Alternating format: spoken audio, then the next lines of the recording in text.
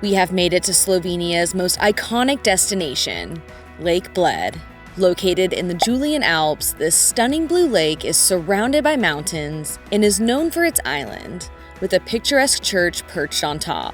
It truly feels like something out of a fairy tale. And we have just 36 hours to experience it all, from seeing the lake by boat, land, and toboggan, to visiting a local hidden gem, wandering through a beautiful gorge, and of course, trying the famous Bled cream cake.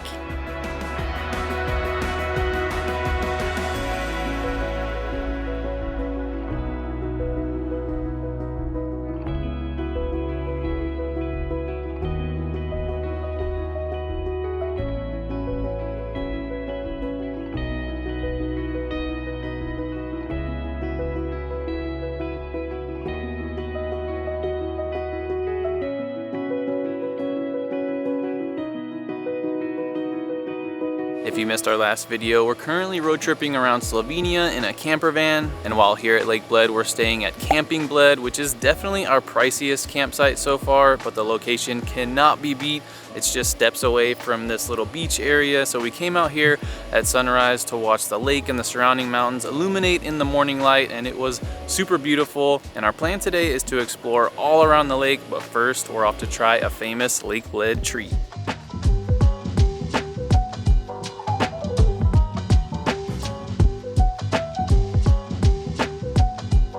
We are at Confectionery Zima, which we hear is the best spot to try kremšnita or Bled cream cake, and this is one of the foods I have been most excited to try here in Slovenia. It is a cake with a flaky crust, plus custard and a whipped cream center, and powdered sugar on top.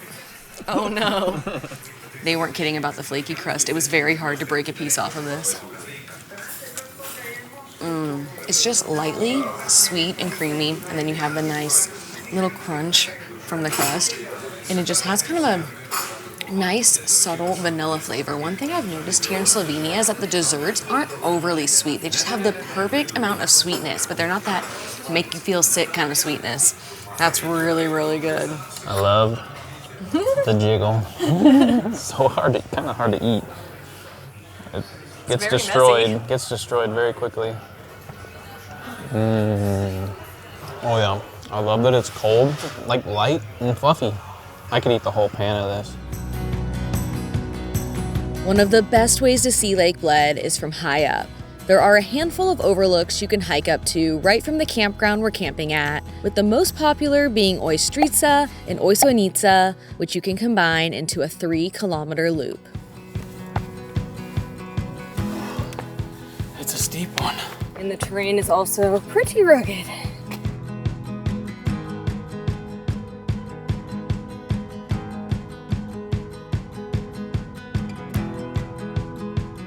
Oh my gosh, these stairs, they are almost straight up. They're almost a ladder.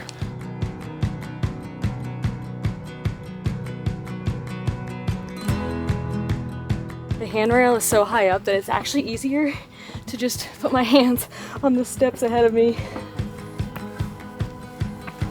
And after about 30 minutes of uphill climbing, you reach this picture-perfect view, with green trees lining the blue waters of the lake and a stunning backdrop of mountains. This is one of those scenes that we have seen photos of countless times, and it was a surreal feeling to finally get to stand here and see it for ourselves. Both viewpoints were incredible, but if we had to pick a favorite, I think we liked the Osojnica one better just because it was higher up. But regardless of which one you go to, make sure you wear good hiking shoes and maybe bring some hiking poles because the trail is very steep and rugged. But now that we've seen the lake from above, it's time to get out on it.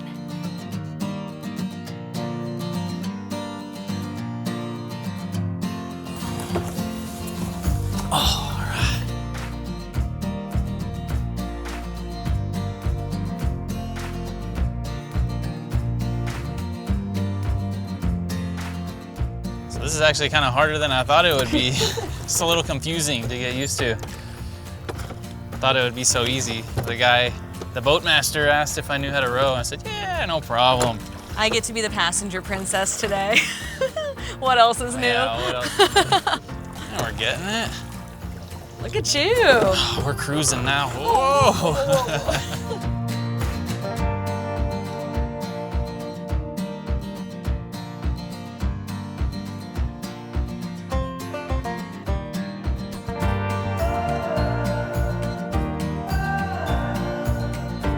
So you may have noticed there's an island on the lake, and to get to the island, you can either take a pletna, which is a wooden flat-bottomed boat that dates back to 1590, and it's rowed by a pletnar, which is a job that's handed down from generation to generation, or you can rent a rowboat and row yourself, which is what we're doing.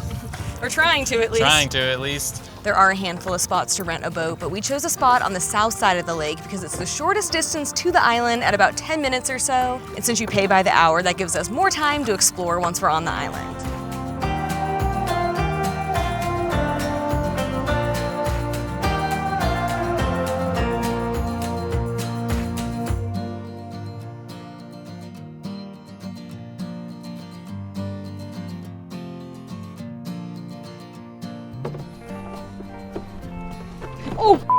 Oh my gosh.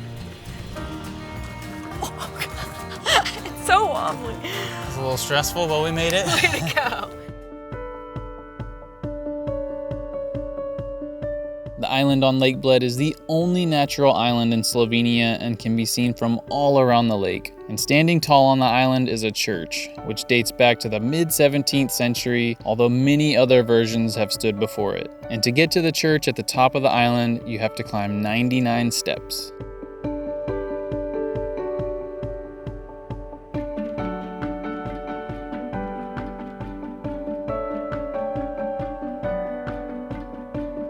Visiting the island is free, but if you want to go into some of the buildings, there is a €12 fee. We ultimately decided not to pay to go into any of them, but one cool thing you can do if you go inside is ring the bell, which you might be able to hear happening right now. We've heard it all day from all areas of the lake.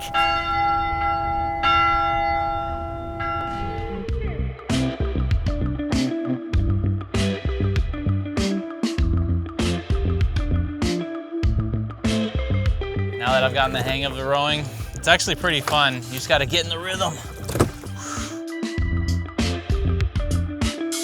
Now here's gonna be a real test of the skills. I gotta back this in.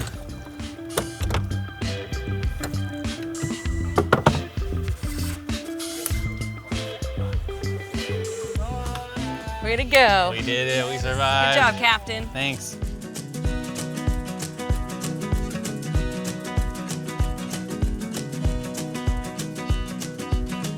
One thing I love to do when we're planning trips is just play around on Google Maps and click on random icons, and sometimes it brings us to some really cool places like this spot right here called Monica Poklukar. It's a historic Slovenian farmhouse that's run by a local family who serves local meats and cheeses plus homemade beer and other drinks. To start, we got a couple of their drinks. This is the lemon balm juice, and then we got a currant juice. They are both very delicious, very light on the flavor and lightly sweet.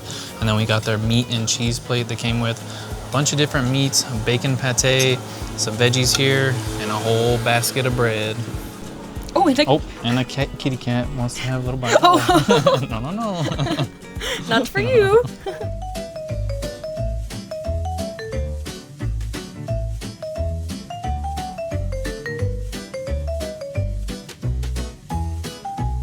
Okay, so they said to spread the bacon pate on the bread, just like, if I can get some, just like butter.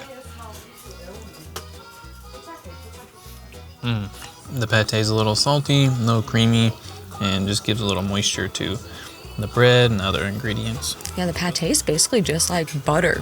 And this meat on here has such a good smoky flavor. This is the perfect afternoon snack. We are ending with freshly baked zucchini bread. Apparently the zucchinis are popping off locally here.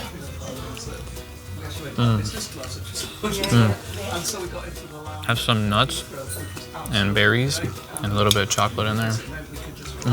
So good. As if that experience couldn't get any cooler, they give you a little tour at the end of your meal of their house, and the house dates back all the way to the 1100s. Over 1,000 years old, and one of the coolest parts of the house is they take you into the black kitchen, and the kitchen is black because of all the smoke, because that's where they smoke all the meats. It was just a cool experience because it just felt like you were stepping back in time.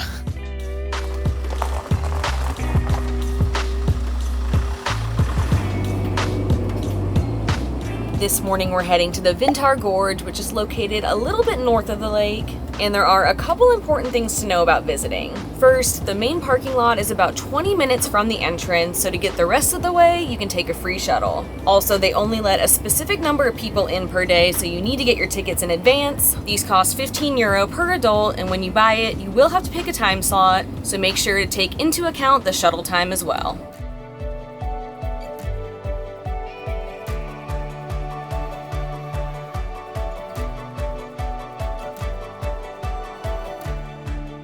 So since there could be rocks falling from the canyon above, you're required to wear this nifty helmet. The Vintgar Gorge is a 1,600 meter long and up to 250 meter deep canyon that has been carved by the vibrant and crystal clear Radovna River. It was first discovered in 1891 and was the first protected natural attraction in the country, opening to the public just 2 years later. Today, there's a one-way pathway with boardwalks that allow you to skirt along the gorge walls and over the river that created this magical landscape.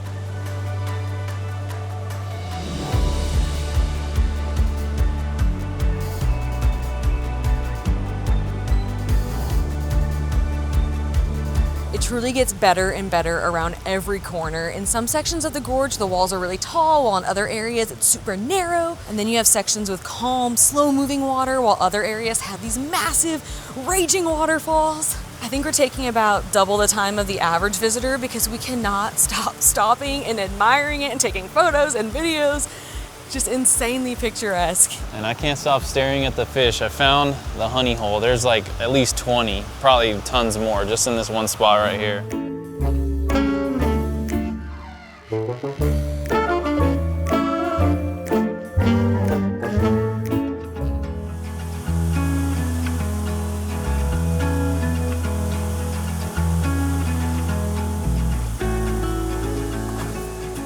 This helmet was not my best luck.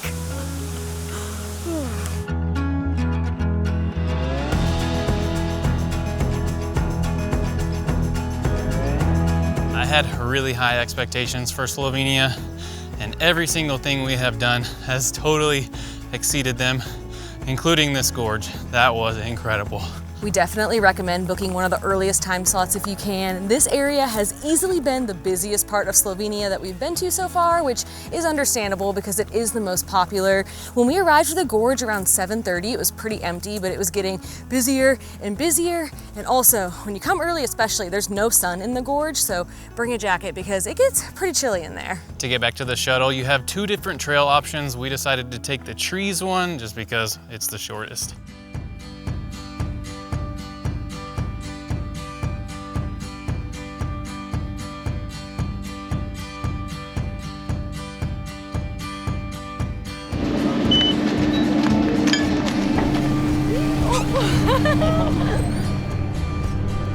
Next up, we are going tobogganing overlooking Lake Bled, and to get to the top of the toboggan hill, we get to take a chairlift.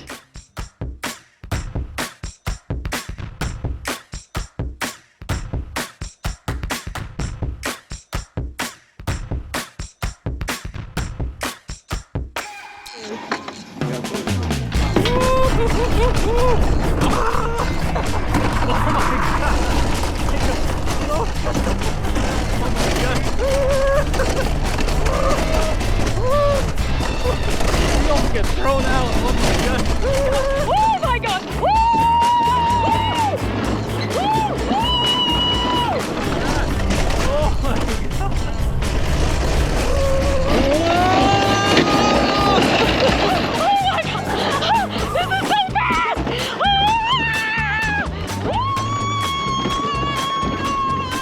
Oh, that was exhausting. That was scarier than any roller coaster I've ever been on, and also way more fun. Did you have it full throttle the whole time? Yeah. You did? Did you? I braked a few times because you get like really jerked around. It felt like a doll. And I thought I was gonna lose my hat. And now to end our time at Lake Bled, we are going to finally go swimming in the lake. It is pretty warm and sunny out, and it has just been calling our name ever since we got here.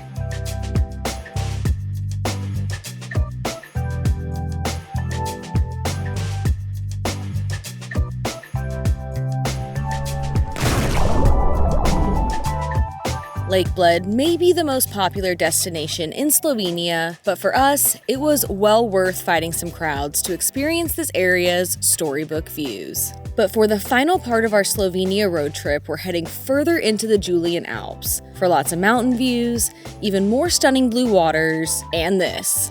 I don't think I've ever felt so alive.